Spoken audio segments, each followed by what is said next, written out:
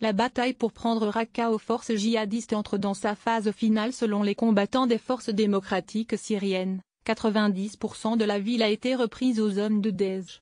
Il y a entre 100 et 150 djihadistes qui se sont rendus, a déclaré dimanche 15 octobre sur France Info, Hasni Abidi, directeur du Centre d'études et de recherche sur le monde arabe et méditerranéen CERMAM à Genève. Il y a parmi eux des djihadistes qui sont de nationalité étrangère, surtout européenne, mais aussi de certains pays arabes comme la Tunisie, a-t-il ajouté, mais la majorité, ce sont des Syriens. L'État islamique va chercher un repli sur d'autres localités, il est en train d'évoluer vers un mouvement qui n'a plus de sanctuaire, a précisé Hasni Abidi. France Info. Qui sont ces djihadistes qui semblent s'être rendus? Hasni Abidi. On a à peu près le chiffre de 100 à 150 djihadistes qui se sont rendus.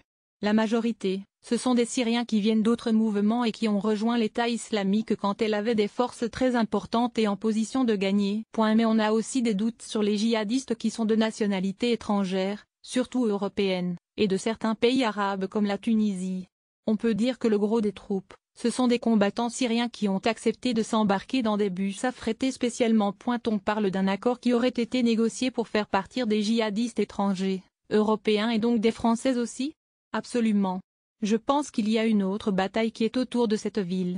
Et les principaux protagonistes sont les services de renseignement européens, français, mais aussi britanniques, belges et plusieurs pays arabes.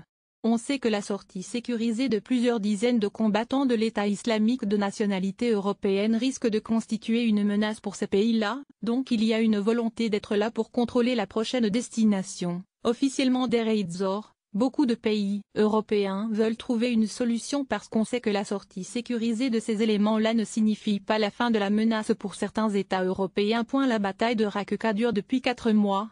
Combien de temps peuvent encore tenir les djihadistes acculés dans les dernières poches de résistance? Difficilement, pas plus de 3 ou 4 semaines.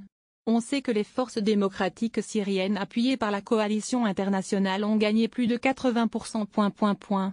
Gagner ne veut pas dire consolider cette victoire. On essaye de penser plutôt à une entente entre la participation arabe et la participation kurde qui est majoritaire dans cette coalition.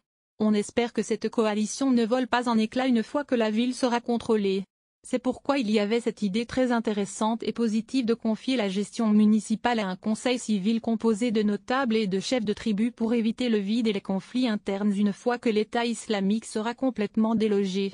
Ça va être un vrai tournant dans la vie de Daesh, parce que Raqqa est tout de même la capitale de l'État islamique en Syrie. C'est un lieu sécurisé pour préparer, organiser et ordonner les attentats qu'on a connus en Europe. Probablement, l'État islamique va chercher une autre stratégie, un repli sur d'autres localités, d'autres poches de résistance. Il est en train d'évoluer vers un mouvement qui n'a plus de sanctuaire,